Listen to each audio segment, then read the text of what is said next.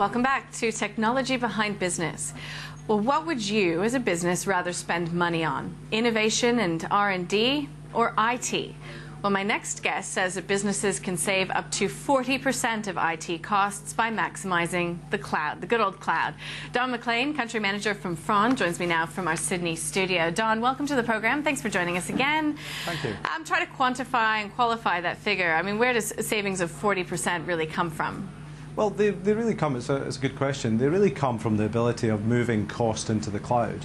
So reducing your capital expenditure, reducing your operating expenses, and utilising all the technology that's out there that you can pay for on a monthly basis or an annual basis rather than in capital.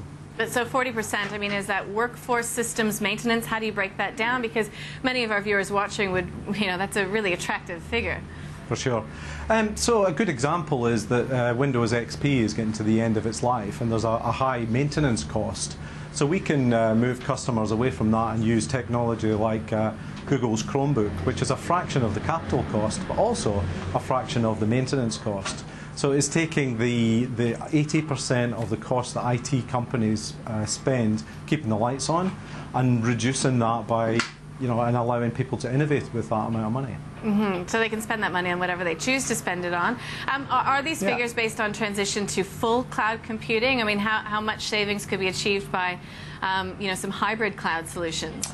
It's a great question. So what we're in the business of using our Frond cloud workforce solutions is transitioning people to the cloud. So when they want to go full cloud, instantly we can do that and save them a large percentage, up to that 40%, or they can transition with different products over a number of months or years to get exactly the same gains. And what do most companies, most businesses choose to do? They choose to do a staged approach. Mm-hmm. So people will, for instance, replace their existing ERP accounting system with NetSuite, but still maintain one of their legacy systems, and we can move that into the cloud as well. And then they can transition completely to the cloud, again, over a number of months or years. And I guess that allows them to work out any of the sort of glitches and hitches that are sort of commonplace when you're moving to the cloud. Is that a fair assessment? I don't think that's true. That there's as many glitches in IT, irrespective of whether you're on-premise or in the cloud.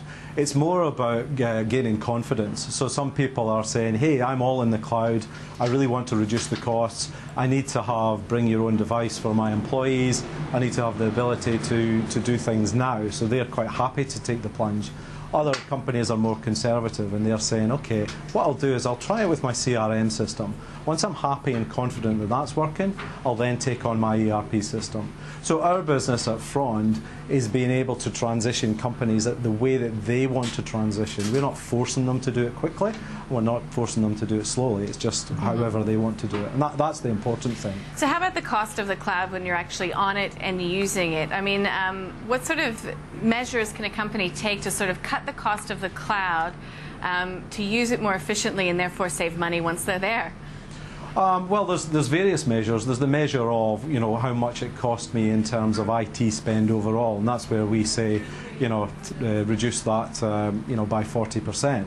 But there's also the other costs of doing business. So the ability to allow your workforce to access the information from wherever they are. Mm-hmm. Allow your workforce that are of the younger generation, the Facebook generation, that wants access on whatever device they are. So there's a lot of intangible cost savings, if you will, that we can bring to businesses. So we've had a report from Gartner just very recently saying that the cost of IT is becoming cheaper in general for business. How are we seeing that come to fruition in Australia? A great example is Google's recent announcement of Drive for Work, which is the Google Apps for Business application. And with Drive for Work, they basically, if you subscribe, I think it's $10 per user per month, and you get unlimited storage in Google Drive. So there's a great example of it. It's no longer being capped at 3 gig, 5 gig, 25 gig. It's now unlimited, and that just shows the kind of cost savings you can get just by moving to the cloud. Just for that alone is a wonderful amount of value. All right, Don, it's a pleasure speaking with you. Thanks so much for joining us. And you too. Thank you very much. Don McLean, he's the country manager from Frond. Let's move on, though, and